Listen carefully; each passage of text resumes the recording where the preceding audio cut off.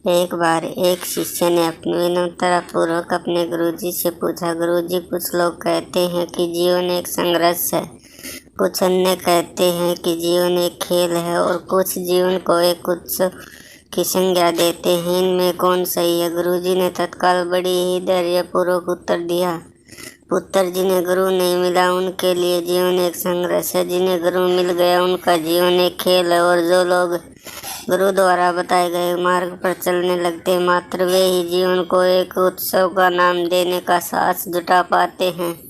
यह उत्तर सुनने के बाद भी शिष्य पूरी तरह संतुष्ट न था। गुरुजी को इसका आभास हो गया। वह कहने लगे, लो, तुम्हें इसी सदन में एक कहानी सुनाता हूँ। ध्यान से सुनोगे तो स्वयं ही अपने प्रश्न का उत्तर पा सकोगे।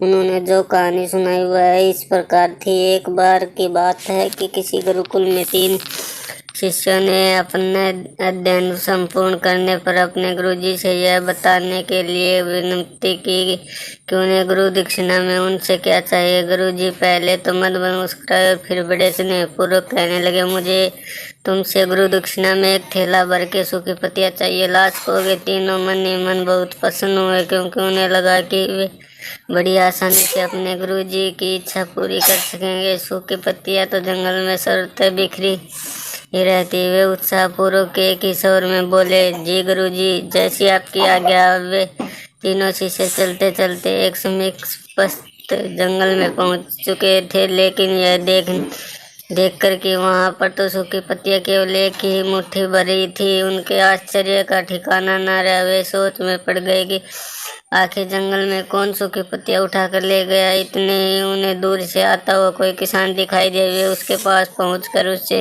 विनम्रतापूर्वक याचना करने लगे कि वह उन्हें केवल एक थैला भर सूखी पत्तियां दे दे।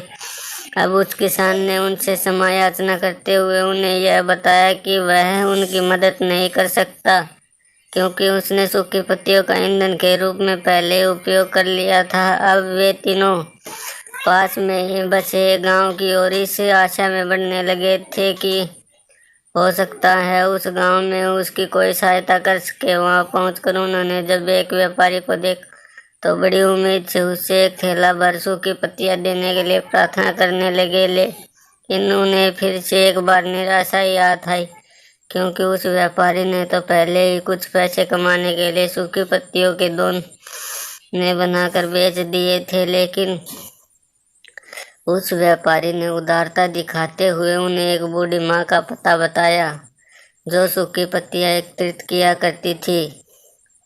पर भाग्य ने यहाँ पर भी उनका साथ नहीं दिया, क्योंकि वह बूढ़ी माँ तो उन पत्तियों को अलग अलग करके कई प्रकार की औषधियाँ बनाया करती थी। अब निराश होकर वे तीनों खाली हाथ ही गुरुकुल लौट आए। गुरुजी ने उन्हें देखते ही स्नेहपूर्वक पूछा, पुत्रों, ले आए गुरु दक्षिणा?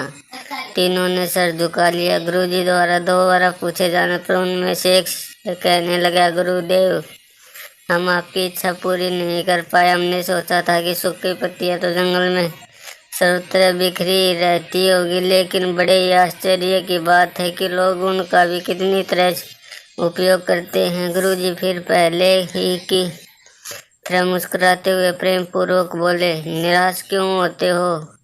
प्रसन्न हो जाओ और यही ज्ञान की सूखी पत्तियां ही व्यर्थ नहीं हुआ करती थी, बल्कि उनके भी अनेक उपयोग हुआ करते हैं। मुझे गुरु दक्षिणा के रूप में दे दो। तीनों शिष्य गुरु जी को प्रणाम करके खुशी खुशी अपने घर की ओर चले गए। वह शिष्य जो गुरु जी की कहानी एकाग्रचित्त होकर सुन रहा था, अचानक बड़े उत्साह से बोला, गुरु जी, अब मुझे अच्छी तरह से ज्ञात हो गया कि आप क्या कहना चाहते हैं। आपका संकेत वस्तुतः इसी ओर है न कि जब सर्वत्र सुलभ सूखी पत्तियां भी निरर्थक या बेकार नहीं होती, तो फिर हम कैसे किसी भी वस्तु या व्यक्ति को छोटा और महत्वहीन मानकर उसका निरंकार कर सकते हैं। चींटी से लेकर हाथी तक और सुई से लेकर तलवार तक सभी का अपना महत्व होता है। गुरुजी भी तुरंत ही बोले, हाँ पुत्र, मेरे कहने का भी यही तात्पर्य है कि हम जब भी किसी से मिले तो उसे यथा योग्य मान देने का भरसक प्रयास करें, ताकि आपस में स्नेह, सद्भावना, सहानुभूति एवं सहिष्णुता का विस्तार होता रहे और हमारा जीवन संघर्ष के बजाय उत्सव बन सके। दूसरे यदि उनको खेल भी मान ले तो बेहतर यही होगा कि निष्पक्ष अवस्था में शांत और उपयोगिता में भाग ले और निष्पादन तथा निस्वार्थ होकर शिखर पर ले जाने का प्रयास करे।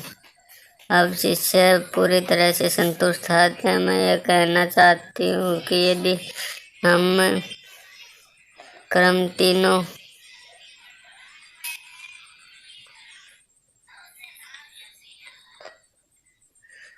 ही स्तरों पर इस कहानी का मूल्यांकन करें तो भी यह कहानी खरी उतरेगी। सबके प्रति पूर्वाग्रह से मुक्त मन वाला व्यक्ति अपने वचनों से कभी भी किसी को आहत करने का दुस्साहस नहीं करता और उसका यही ऊर्जा उसके पुरुषार्थ के मार्ग की समस्त बाधाओं को हल कर देती है। वस्तुतः हमारे जीवन का सबसे बड़ा उत्सव पुरुषार्थ ही है होता है, ऐसा विद्वानों का मत है।